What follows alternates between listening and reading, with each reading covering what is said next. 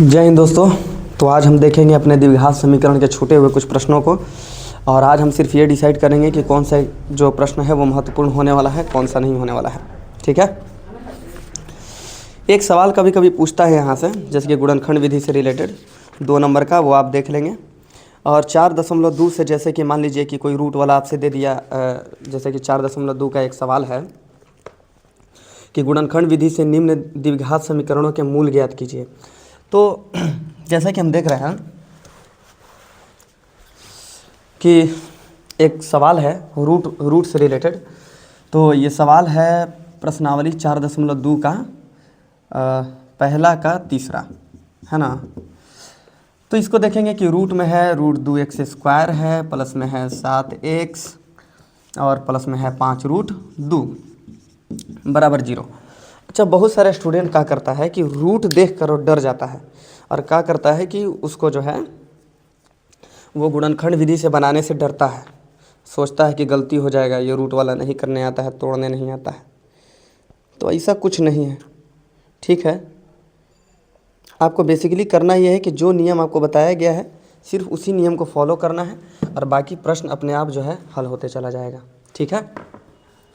तो आज हम लोग देखेंगे, इसको बनाएंगे गुणनखंड विधि से, और कुछ जो है लैंग्वेज क्वेश्चन को भी देखेंगे। तो इस प्रश्न में हम देख पा रहे हैं कि √2x² प्लस में 7x प्लस 5√2 = 0। अब इस समीकरण को हल करने के लिए वही पुराना मेथड, पहले वही पुराना नियम कि पहले a से c को गुना करेंगे। तो जब a से आप c का जब मल्टीप्लाई कीजिएगा तो यहाँ पे है √2 और यहाँ पे है 5√2। तो इसको जब गुना कीजिएगा तो ये हो जाएगा 10। ये कितना हो जाएगा? 10। क्योंकि 5 का तो 5 रह जाएगा, √2 का गुना कीजिएगा तो 4, और 4 वर्गमूल से बाहर निकलेगा तो ये हो जाएगा 2, तो 5 दूना के हो जाएगा 10। तो अब हमारे पास एक बात तो निकल के आ रहा है कि गुना करने पर हमको 10 चाहिए, और 10 वो भी किस चीज़ में चाहिए? तो प्लस में। तो हम पहले ही बता चुके हैं कि प्लस का मतलब होता है या तो दोनों प्लस प्लस होगा संख्या, या तो दोनों माइनस माइनस होगा। इसका अर्थ यही है, सीधा सा इसका अर्थ जो है यही है। डिपेंड कौन करता है? डिपेंड किस बात पे करता है कि बीच वाले का चिन्ह क्या है। तो बीच वाला जो है +7x है। तो बीच वाला जब है +7x है तो हम यहाँ देख रहे हैं कि दोनों संख्याएं, इसका मतलब जो हमें मिलेंगी वो प्लस प्लस में मिलेंगी। तो 10 को तोड़ते हैं, तो 10 को तोड़ेंगे तो 2 5 10, तो एक मिला 2 और एक मिला 5। तो क्या 5 और 2 को गुना करने पे 10 आता है? तो बिल्कुल आता है। क्या 2 और 5 को जोड़ने पे 7 आता है? तो बिल्कुल आता है। तो √2 और x² का x², प्लस में यहाँ करेंगे 2x, प्लस में करेंगे 5x, और प्लस में यहाँ हो जाएगा 5√2 और बराबर में 0। उसके बाद हम कॉमन लेने की प्रक्रिया को शुरू करेंगे। तो कॉमन लेने की जब प्रक्रिया को जब शुरू करेंगे तो आप देख रहे हैं कि यहाँ भी x है, यहाँ भी x है, यहाँ √2 है, यहाँ भी √2 है। क्योंकि आपको याद होगा कि अभी तुरंत हम √2 का √2 से जब गुना किए थे तो 2 आया था। तो इसका मतलब 2 को हम लिख सकते हैं √2 गुना √2, इस प्रकार से लिख सकते हैं। तो जब आप यहाँ से √2 और x कॉमन लेंगे तो यहाँ केवल बचेगा x, और यहाँ प्लस का प्लस, और यहाँ से आपके पास √2 गुना √2 है। तो एक √2 आप बाहर निकाल लिए हैं, लेकिन एक √2 आपका अंदर ही बच जाएगा, और x तो आप ऑलरेडी कॉमन कर ही चुके हैं। प्लस है तो प्लस, सिर्फ यहाँ से आप 5 कॉमन लीजिए, क्योंकि आपका यहाँ x बचाना है किसी हाल में, तो यहाँ भी x बचाना है, तो x बच गया, और प्लस में 5 आप कॉमन ले चुके हैं, तो यहाँ बच जाएगा √2 और बराबर में 0। अंदर वाले को एक जगह, बाहर वाले को एक जगह। तो अंदर वाला है √2x प्लस 5, ये है बाहर वाला, और अंदर वाला है x प्लस √2 बराबर 0। तो इसलिए हो जाएगा ये कितना, x बराबर हो जाएगा +5 उधर गया तो -5, और √2 गुना में इधर आया तो भाग में। अब चाहते हैं आप हरों का परमेकरण करना तो बहुत अच्छी बात है, और इसलिए इसका आंसर हो जाएगा x बराबर माइनस में √2। अब इसका आप हरों का परमेकरण कर दीजिए, -5 बटा में √2 और गुना में √2 और बटा में भी √2। तो ये हो जाएगा -5√2 बटा में 2, ये हो जाएगा x का वैल्यू, ये भी हो जाएगा। तो रूट से डरना नहीं है, रूट क्या कर लेगा मेरा आपका, क्योंकि रूट मैथ के ही हिसाब से चलेगा ना। तो इस सवाल को भी देख लेंगे, ये महत्वपूर्ण होने वाला है। अब देखिए, जैसे कि एक सवाल दिया हुआ है जैसे कि लैंग्वेज क्वेश्चन है कि उदाहरण 1 में दी गई समस्याओं को हल कीजिए। उदाहरण 1 में कौन सी समस्याएं हैं उसको हम बाद में देखेंगे, लेकिन प्रश्न संख्या आप 3 को देखिए। 2 ऐसी संख्या ज्ञात कीजिए जिनका योग 27 हो और गुणनफल 182 हो। प्रश्न बहुत ही अच्छा है, 2 नंबर के लायक सवाल है। हम पहले बताते हैं कि ये 2 नंबर के लायक है। योगफल 27 है, योगफल कितना है 27 है, और गुणनफल 182 है। बहुत ही अच्छा सवाल है, इसको देख लेते हैं। तो योगफल बोला है 27, तो एक हमको बात बताइए। हम पहले ही क्लास में आपको द्विघात के पहले क्लास में बता चुके हैं कि यहाँ जब भी हम चर संख्या मानेंगे तो वो केवल एक ही चर संख्या होगी, वो केवल एक ही चर संख्या होगी, या तो x मानेंगे या तो y मानेंगे। ज़रूर ऐसा कोई बात ये बोलेगा, ज़रूर कोई ऐसा बात बोलेगा कॉमन जिसको आपको पकड़ लेना है। जैसे बोला है कि दो संख्याओं का योग 27 है, तो इसका मतलब मान लीजिए एक संख्या अगर x है तो सिंपल सी बात है कि दूसरी संख्या 27 माइनस x होगी ही होगी। अब आप दो चर वाले रैखिक समीकरण में इसको बोल सकते थे कि x प्लस वाई होगा, लेकिन अभी आप पढ़ रहे हैं द्विघात समीकरण, तो कोशिश करना है कि इसको दो घात वाला बनाना है। तो दो घात वाला बनाने के लिए आपको क्या करना है कि एक ही चर को ऐसा लेना है कि गुना होने पे दो घात वाला हो जाए। अभी हम एग्जाम्पल देंगे आपको। तो आप पहली संख्या आप मान रहे हैं, देखिए हम बोल रहे हैं कि दो संख्याओं का योग 10 है, दो संख्याओं का योग 10 है। तो हम बोले कि एगो 3 है तो दूसरा का कितना है, तो बोल दीजिए 10 माइनस 3। हम बोलें कि पहली संख्या x है तो बोल दीजिए आप दूसरा का 27 माइनस x, हो गया बराबर। यही तो बात है। तो जब हम मानेंगे कि माना कि पहली संख्या बराबर x, इसलिए दूसरी संख्या क्या होगा, दूसरी संख्या हो जाएगा, क्योंकि दोनों का योग 27 है तो इसको 27 में से अगर पहिलका वाले को घटाएंगे तो दूसरा वाला तो आ ही जाएगा। ये हो गया। चलिए तो अब जो है ये मामला हो गया। अब बोला है कि जो इन लोगों का जो गुणनफल है वो 182 है। देखते रहना, ठीक है। गुणनफल जो है इसका 182 है। तो चूंकि प्रश्न से, तो प्रश्न क्या कहा है जी, प्रश्न कहा है कि गुणनफल 182 है। तो हम करते हैं गुना, तो x का गुना करते हैं किससे, 27 माइनस x से करते हैं और बराबर में 182 करते हैं, क्योंकि खुद कहा है कि गुणनफल 182 होगा। कर दिए, x का 27 से गुना किए तो ये हो जाएगा 27x और माइनस में हो जाएगा x² और बराबर में 182 जो प्लस में है इधर आएगा तो माइनस में और बराबर में 0। तो अब हम क्या करते हैं कि हमको चाहिए इस रूप का ax² प्लस में bx प्लस में c इक्वल टू 0 के रूप का हमको चाहिए। तो हम क्या करेंगे, माइनस से सभी पदों में गुना कर देंगे। तो जब माइनस से गुना करेंगे तो जो माइनस में होगा वो प्लस में हो जाएगा, और ये वाला जो प्लस में था ये माइनस में हो जाएगा, और ये जो माइनस में था वो प्लस में हो जाएगा और बराबर में हो जाएगा 0। अब मेरे पास गुणनखंड विधि से बनाने के अलावा कोई दूसरा रास्ता नहीं है। अभी हम वहाँ पे नहीं आएंगे, क्या बोलते हैं आपको, द्विघाती सूत्र से। तो 182 एक कम 182। अब सिंपल सी बात है कि प्लस में 182 चाहिए, लेकिन डिसाइड कौन करेगा, बीच वाला, कि दोनों प्लस होगा। क्योंकि हम बता चुके हैं जब भी गुना करने पे प्लस मांगे तो आपको समझ जाना है कि या तो दोनों संख्याएं प्लस और या तो दोनों संख्याएं माइनस। तो तय करेगा बीच वाला, तो बीच में है माइनस, इसका मतलब दोनों संख्या मिलेगी माइनस में। 182 को अब जो है आप तोड़िए, दो बार में तोड़िए तो 91 दूना के 182 आ गया। तो 91 और 2 को जोड़ने पे 27 तो आ नहीं रहा है भाई, फिर से जोड़ेंगे। तो अब हम ऐसा करते हैं कि इसको 7 बार में लेते हैं 13 से, तो 13 7 91, तो 13 और 7 तो नहीं होगा। अब इसको अलग, तो 7 दूना के यहाँ से आ जाएगा 14 और यहाँ से मिल जाएगा 13। तो दो संख्याएँ 13 और हमको 14 मिली, जिनको गुना करने पर 182 आएगा और 14 13 जोड़ने पर 27 आएगा कि नहीं आएगा। तो अब हम यहाँ लिखेंगे गुणनखंड विधि से, ठीक है। दो संख्याएं हमको मिल गई 13 और 14, ऐसी ही आपको संख्या ढूंढना है, ऐसे ही ढूंढना है। देखो पहली बार में हम किए 91 दूना के 182, तो हमको संख्या नहीं मिला, 91 और 2 मिला जो कि 27 आना असंभव है। लेकिन हम फिर से लिए 7 13 के 91, तो हमको मिल गया 13 और 7, 13 7 91 ही होता है, लेकिन हमको 182 चाहिए गुना करने पे। तो 13 7 दूना के, तीनों जब एक में कीजिएगा तब आएगा। तो 7 दूना के 14, 13 13 का 13, तो 14 13 के 182 और 14 13 को जोड़िएगा तो 27। अब आप यहाँ पे गुणनखंड विधि द्वारा जब बनाइएगा, अभी हम बता चुके हैं जो दोनों संख्याएं जो मिलेंगी वो निगेटिव होंगी, क्योंकि बीच वाला चिन्ह निगेटिव है। तो इसलिए x² का x² और यहाँ पे माइनस में कर देंगे हम 14x और माइनस में कर देंगे हम 13x और प्लस में हम यहाँ कर देंगे 182 और बराबर में यहाँ कर देंगे हम 0। अब आई बारी कॉमन लेने की। तो कॉमन हम यहाँ से सिर्फ x ले सकते हैं। देखिए दोनों में x ही कॉमन है, यहाँ 13 कॉमन है। तो अभी हम बताएंगे कैसे। तो x जब कॉमन लेते हैं तो यहाँ बचेगा x और यहाँ बचेगा माइनस और यहाँ बच जाएगा 14, क्योंकि आप x ऑलरेडी कॉमन यहाँ ले चुके हैं।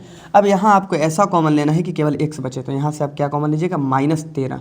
यहाँ से आप खड़े कॉमन लीजिएगा माइनस में 13, तो माइनस में 13 लीजिएगा तो यहाँ x 100% अगर आपका ये वाला बात यहाँ फिट बैठ जाता है तो यहाँ पे उतना ही बचेगा जितना यहाँ बचा है।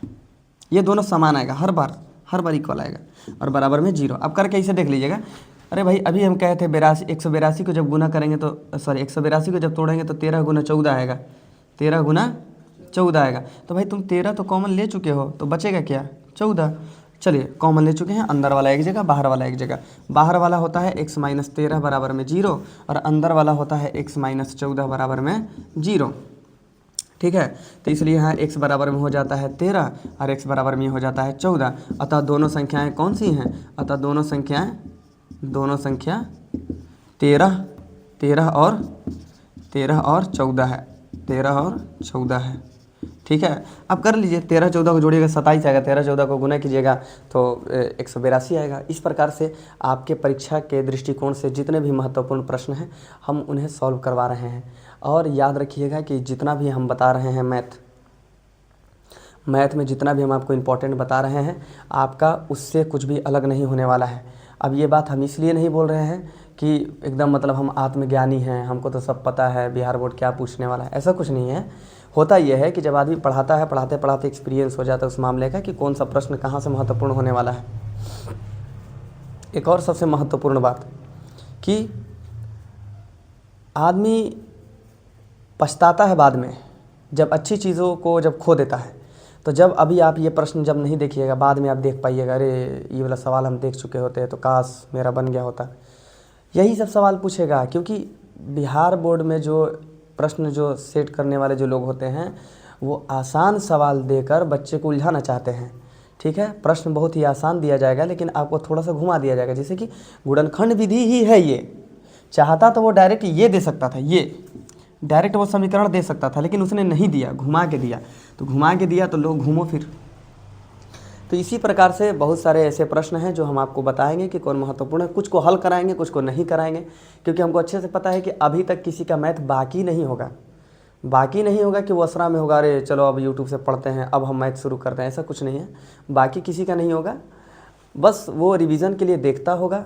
अभी देखिए बहुत सारी सुविधाएं हमारे पास नहीं है, बहुत सारी सुविधाओं का अभाव है, जिसके कारण से हम आपको बहुत ज़्यादा प्रश्न नहीं करा पा रहे हैं। जैसे कि अभी मॉडल सेट मरवाना था, जैसे कि अभी पर डे हमको ऑब्जेक्टिव करवाना था, तो वह सारी सुविधाएं नहीं है मेरे पास। अब हम कहाँ लगाएंगे यहाँ ऑब्जेक्टिव वगैरह के लिए, तो हम खूब करेंगे क्या, अपने हाथ में ऑब्जेक्टिव लेके आपको बता सकता है।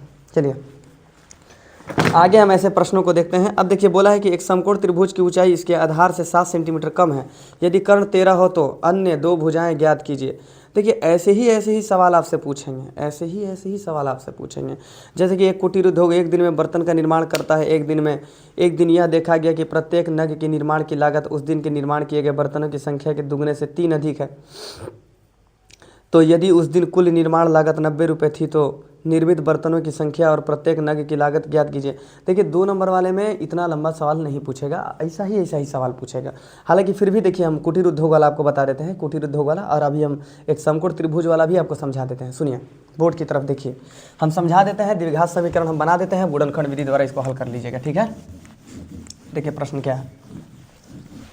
देखिए प्रश्न बोला है, प्रश्न को ध्यान से सुनिए। एक समकोण त्रिभुज है, देखिए समकोण त्रिभुज हो गया, ये समकोण त्रिभुज हो गया, इसका कर्ण जो है 13 है, कर्ण कितना है 13 है, और इसके आधार से यानी इसका जो ऊंचाई है आधार से 7 सेंटीमीटर कम है।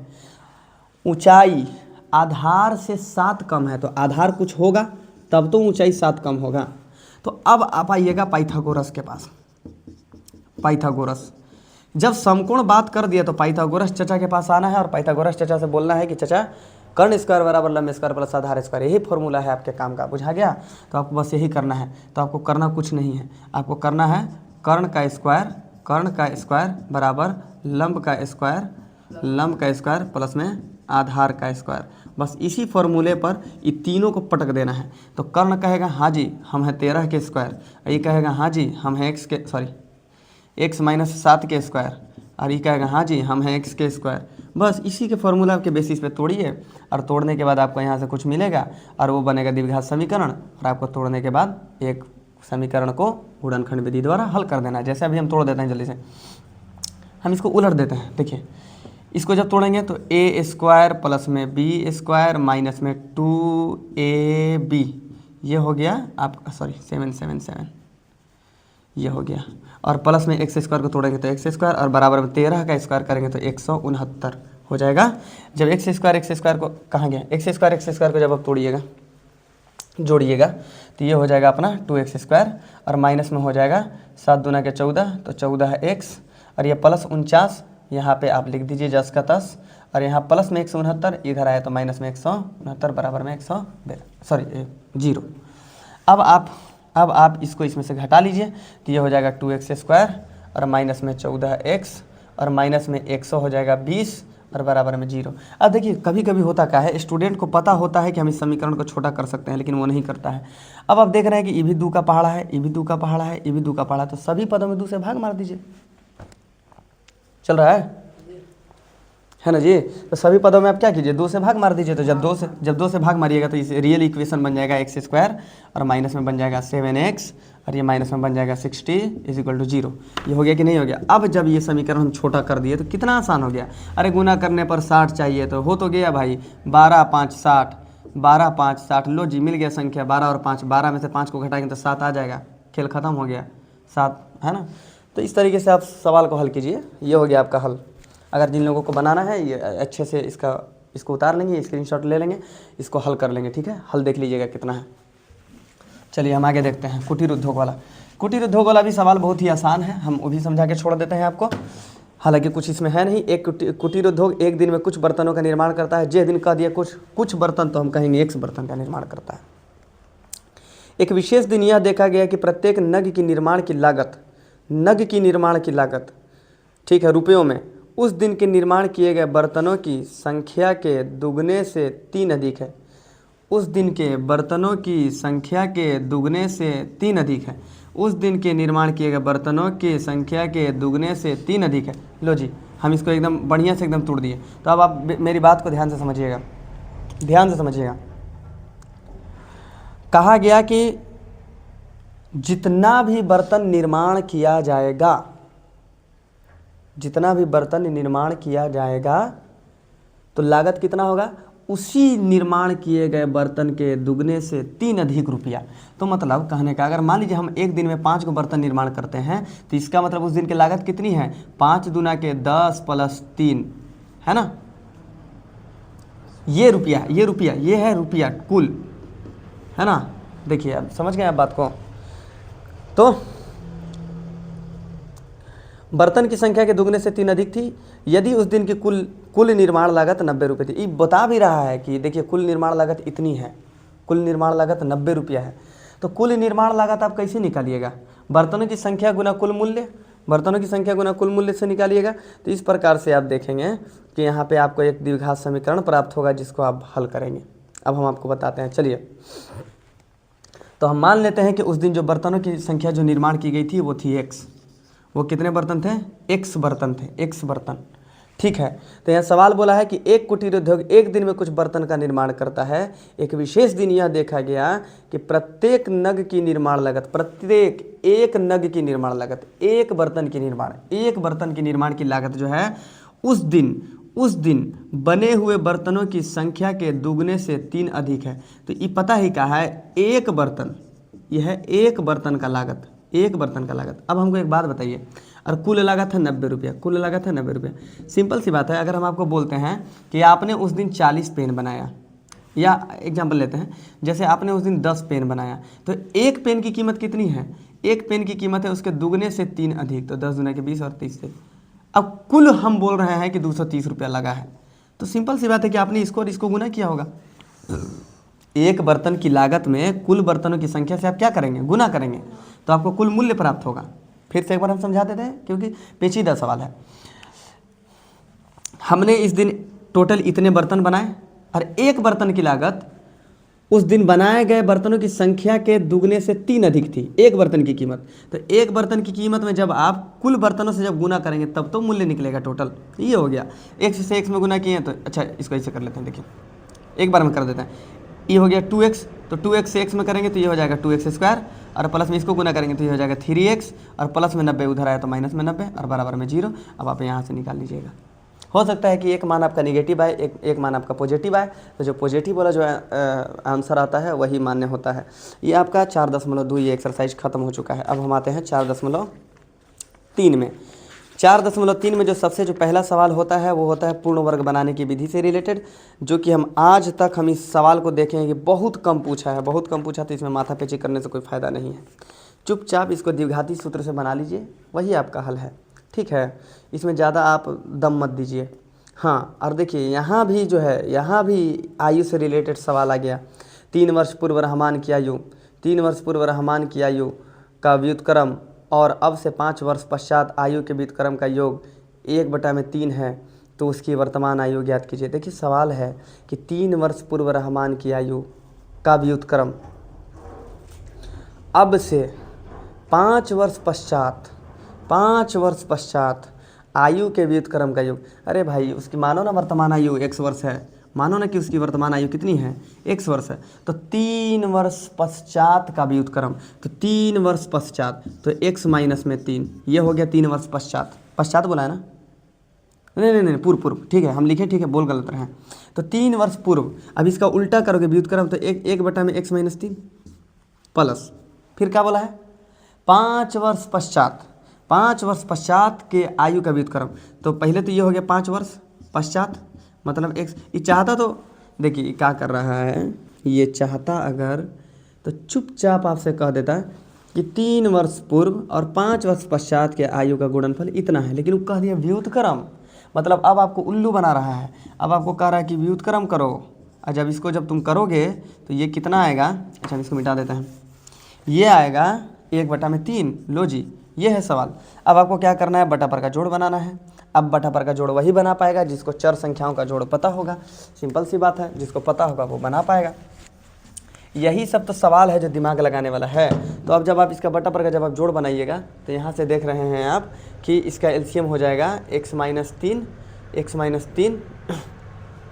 अच्छा डायरेक्ट गुना कर देते हैं भाई। यहाँ से इसका एलसीएम कितना हो जाएगा, इसको दोनों को गुना कीजिए, तो इसको गुना कीजिएगा तो हो जाएगा ई कितना हो जाएगा x², और इसको गुना कीजिएगा तो ये हो जाएगा 5x, और इसको गुना कीजिएगा तो ये हो जाएगा माइनस में 3x, और इसको गुना कीजिएगा ये हो जाएगा माइनस में 15। ठीक है, तो जो घट रहा है, जो जुड़ रहा है उसको जोड़ घटा लीजिए, या नहीं घट रहा है जुड़ रहा है तो उसको छोड़ दीजिए जस का तस।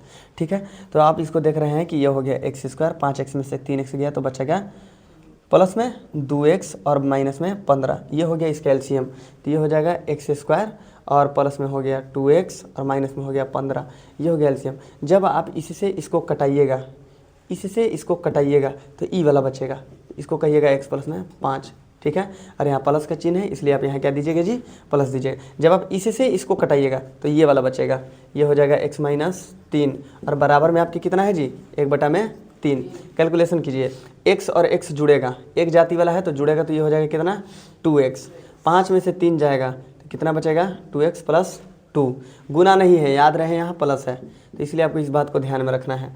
और ये रहा x² प्लस में 2x माइनस में 15 और बराबर में 1/3। तिरछा आप गुना कीजिए तो x² एक कम x², 2x एक कम 2x, माइनस 15 एक कम माइनस 15, 2 तिहाई 6x प्लस 2 तिहाई 6 हो गया। तो x² का x² प्लस 2x का 2x माइनस 15 का माइनस 15 प्लस 6x इधर आएगा तो माइनस 6x प्लस 6 इधर आएगा तो माइनस 6 और बराबर में हो जाएगा 0। जो घट रहा है उसको घटा दीजिए, जो जुड़ रहा है उसको जोड़ दीजिए, काम खत्म। यहाँ से आपको एक इक्वेशन प्राप्त होगा, उस इक्वेशन को हल कर लेना है, आंसर हो गया। एरो का निशान हम छोड़ दे रहे हैं, आपको नहीं छोड़ना है। ठीक है, तो x² का x² plus 2x minus 6x, तो ये हो जाएगा माइनस में 4x plus minus 15 minus 6 minus में 21 और बराबर में 0। ये हुआ समीकरण आपका। अब इस समीकरण को आपको हल करना है। अगर आप इस समीकरण को हल करते हैं तो आपका आंसर मिल जाता है। लीजिए ना, हम ही हल कर देते हैं, देखिए हम ही हल कर देते हैं। तो 21 से कम 21, और वो भी कहाँ में चाहिए, माइनस में, या तो दोनों प्लस में, सॉरी माइनस की कंडीशन में हम बोले हैं या तो एगो प्लस और एगो माइनस आएगा। अब कौन बड़का वाला काम में होगा तो ये बताएगा बीच वाला, तो बीच वाला चिन्ह माइनस है, इसलिए बड़ी वाली संख्या माइनस में होगी। तो हम अब संख्या ढूंढते हैं। तो 21 का जब हम खंड करते हैं तो पहला जो संख्या में मिलता है 3 और 4 मिलता है, तो 4 में से 3 7 और 3 मिलता है, तो 7 में से 3 गया तो 4, यानी कि संख्या मेरा सही है। जो संख्या का जो पेयर जो ढूंढना है, जो जोड़ा जो ढूंढना है, वो ऐसा ढूंढना है कि गुना करने पर ये आए, इसको करने पर, और जोड़ने और घटाने पर बीच वाला आए। तो मेरे पास संख्या मिल गया 3 और 7। तो हम इसको यहाँ पे रखने की कोशिश करते हैं। देखिए अब इसको यहाँ हम बनाते हैं। तो एक्स स्क्वायर का एक्स स्क्वायर माइनस में रखते हैं 3x और माइनस में रखते हैं, सॉरी बड़ा वाला ना माइनस में होगा, तो बड़ा वाला होगा माइनस में 7x और प्लस में छोटा वाला होगा 3x, है ना, और माइनस में 21 बराबर में 0। अब आप कॉमन लीजिए, यहाँ से कॉमन लेंगे तो यहाँ भी x यहाँ भी x, तो x लिया जाएगा कॉमन, यहाँ बच जाएगा x माइनस में 7। यहाँ से लिया जाएगा 3 कॉमन, क्योंकि जब 3 लीजिएगा कॉमन तभी यहाँ अंदर में x बचेगा। क्यों? क्योंकि यहाँ जो बचा है वही बचना चाहिए। तो यहाँ x बच गया और माइनस में यहाँ 7 बच जाएगा और बराबर में हो गया 0। तो अब आप क्या कीजिएगा कि x प्लस 3 बराबर में कह दीजिएगा 0 और यहाँ x माइनस 7 बराबर में कह दीजिएगा 0। इसलिए x बराबर में यहाँ हो गया 7 और x बराबर में यहाँ हो गया माइनस में 3।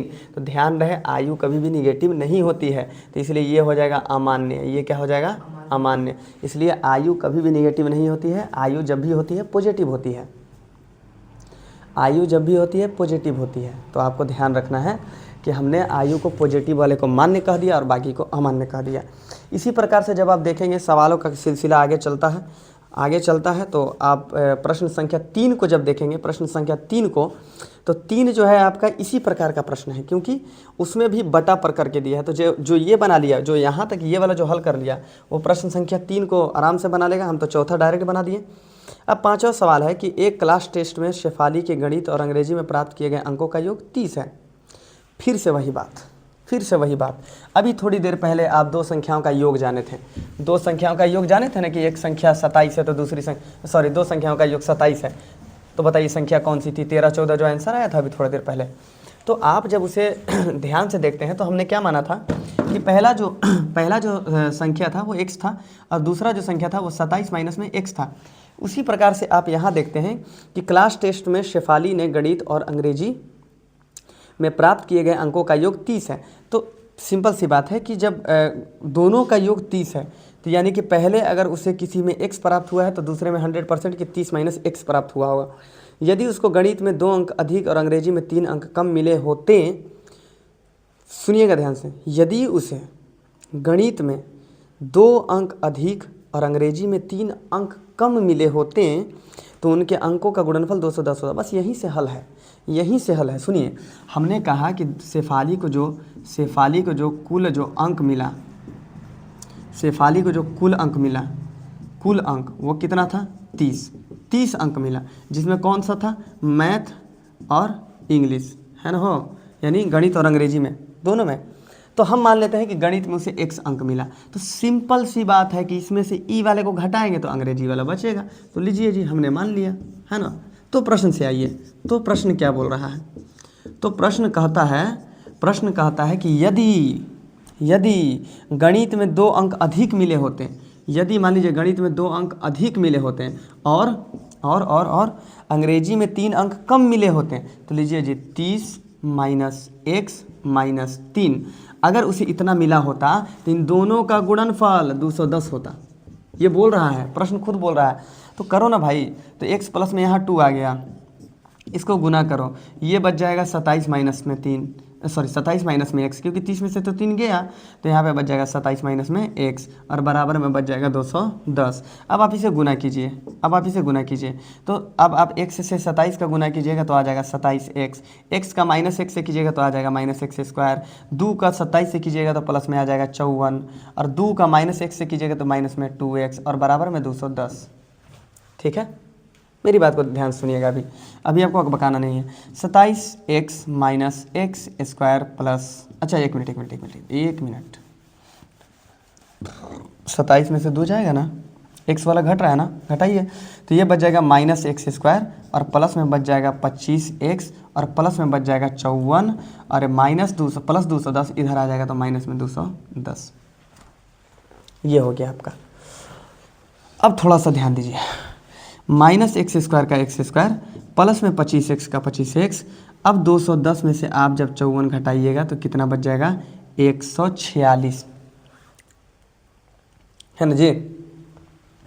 नहीं 146 नहीं, 156 बचेगा। तो प्लस में कितना कर देंगे, सॉरी माइनस में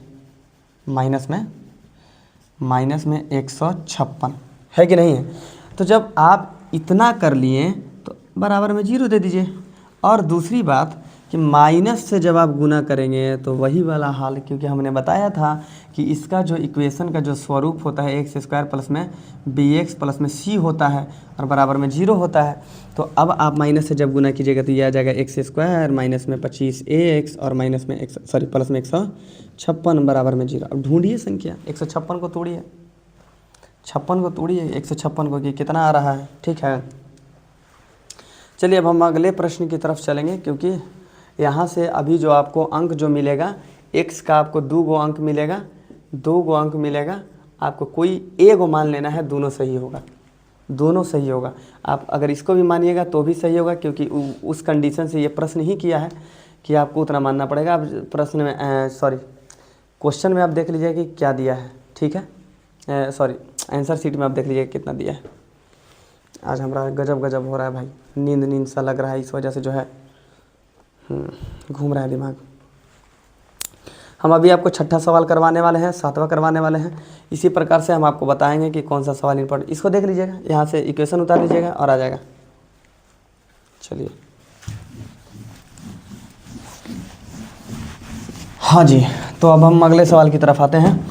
अगला सवाल मेरा बोल रहा है कि एक आयताकार खेत का विकर्ण उसकी छोटी भुजा से 60 मीटर अधिक लंबा है। तो देखिए, पहले तो हम एक आयताकार खेत बनाते हैं और ये रहा उसका कर्ण। अब देखिए क्या बोला है कि एक आयताकार खेत का विकर्ण उसकी छोटी भुजा से 60 मीटर अधिक लंबा है। छोटी भुजा से 60 मीटर अधिक लंबा है। मैंने माना कि छोटी भुजा x मीटर है, मैंने मान लिया, तो इसका मतलब ये कितना होगा, x प्लस में 60 होगा। सिंपल सी बात है। यदि बड़ी भुजा छोटी भुजा से 30 अधिक है तो सिंपल सी बात है कि ये x प्लस में कितना होगा, 30 होगा। भाई समझने वाली बात है। तो कहा है कि खेत की भुजाएं ज्ञात कीजिए। अरे भाई समकोण, देखिए समकोण, इसको मिटाइए। देखिए समकोण हो गया ना, लंब हो गया, आधार हो गया, कर्ण हो गया। फिर से आएंगे पाइथागोरस चचा के पास और पाइथागोरस चचा से बोलेंगे कि लंब स्क्वायर प्लस आधार स्क्वायर और बराबर में होता है क्या जी, कर्ण स्क्वायर। तो इसको आप करिए, इसको करने के बाद आपको एक इक्वेशन मिलेगा और उस इक्वेशन को आप जब सॉल्व कीजिएगा तो आपको x का वैल्यू मिलेगा। और जब आप x के वैल्यू को यहाँ पुट कीजिएगा तो आपको यहाँ और यहाँ वाला मिल गया, खेल ख़त्म हो गया। चलिए हम गुना कर ही देते हैं भाई। सुनिए, लंब स्क्वायर मतलब x का स्क्वायर प्लस आधार स्क्वायर, तो आधार है x प्लस 30 का स्क्वायर बराबर कर्ण स्क्वायर, तो x प्लस में 60 का होल स्क्वायर। अब यहाँ पे हम सॉल्व करने की कोशिश करते हैं। एक्स स्क्वायर प्लस में ए स्क्वायर प्लस में बी स्क्वायर प्लस में 2ab। अब यहाँ आप कहिएगा कि 900 का है कि, तो हम डायरेक्ट 30 का स्क्वायर कर दिए। ठीक है, बराबर ए स्क्वायर प्लस में बी स्क्वायर 3600 प्लस में 2ab। इस प्रकार से हम कर देंगे। कैलकुलेट कीजिए एक्स स्क्वायर का, देखिए यहाँ पे देखते रहिए, एक्स स्क्वायर 2x स्क्वायर, तो आप यहाँ लिखिए 2x स्क्वायर प्लस 2 तिहाई 6x, नहीं 30 है, 30 दूना के 60x और प्लस में ये कितना हो जाएगा 900। अब देखिए इसको प्लस x स्क्वायर इधर आएगा तो माइनस x स्क्वायर, प्लस 3600 इधर आएगा तो माइनस 3600 और प्लस में 60 दूना के 120x इधर आएगा तो माइनस में 120x और बराबर में 0। अब आप इसे फिर से कैलकुलेट कीजिए। 2x स्क्वायर में से एक x स्क्वायर गया तो एगो x स्क्वायर बचेगा, प्लस में 60x और यहाँ एक माइनस 120x, तो ये माइनस 60x बचेगा। 3600 में से 900 जाएगा तो 2700 बचेगा और वो भी माइनस में 2700 बचेगा। इस प्रकार से बराबर में 0। आपको फिर से यहाँ एक इक्वेशन प्राप्त हुआ। इस इक्वेशन को हम फिर से सॉल्व करेंगे और हम आंसर पाएंगे, है कि नहीं है। बस यही मुश्किल है, उसके आगे गुणनखंड विधि आप सीख चुके हैं, बस सारा सवाल यही है, सारा सवाल यही है, समझ गए आप।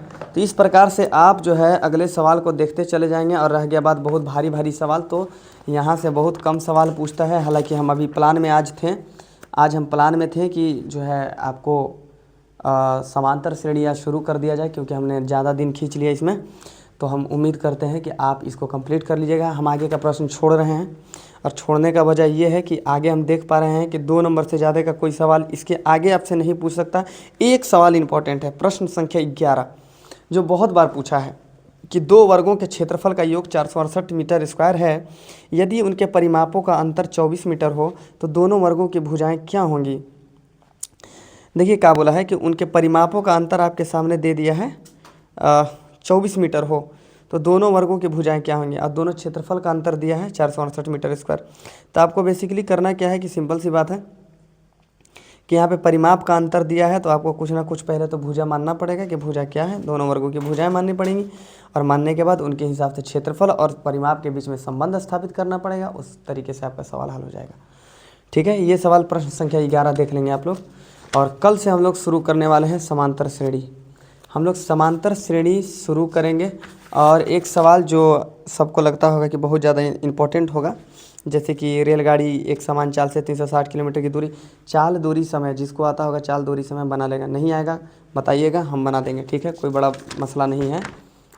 और हम आगे आते हैं समांतर श्रेणी की तरफ। अरे प्रश्नावली 4.4 भी है। हाँ, तो वही बात है, आपको करना क्या है कि आपको मूलों का अस्तित्व पहले निकालना है। पहले d निकालना है, d बराबर बी स्क्वायर माइनस 4ac। उसके बाद आपको x वाले सूत्र से x बराबर minus B plus minus root D बटा में 2 है, उसी हिसाब से आपको इसको हल कर लेना है। ठीक है, तो आप हमारे सामने बने रहिए, हमारे साथ बने रहिए, और हम आपको कल पढ़ाते हैं समांतर श्रेणी। ठीक है, तो विशेष रूप से एक महत्वपूर्ण सूचना, जितने भी लोग हैं सुन लीजिए, जितने भी लोग हैं, चाहे दूर वाले चाहे नज़दीक वाले, सभी से एक बहुत बड़ा रिक्वेस्ट है कि आप सभी जल्द से जल्द इन सभी वीडियो को क्लियर कर लीजिए, क्योंकि अब हम लोग बहुत ही रफ्तार के साथ बढ़ेंगे। और प्रयास मेरा ये रहेगा कि समांतर श्रेणी के बाद डायरेक्ट हम आएंगे निर्देशांक ज्यामिति में। और जैसे ही निर्देशांक ज्यामिति में हम आएंगे तो आपको अच्छे से पता है कि हम लोगों ने त्रिकोणमिति पहले ही पढ़ चुका है।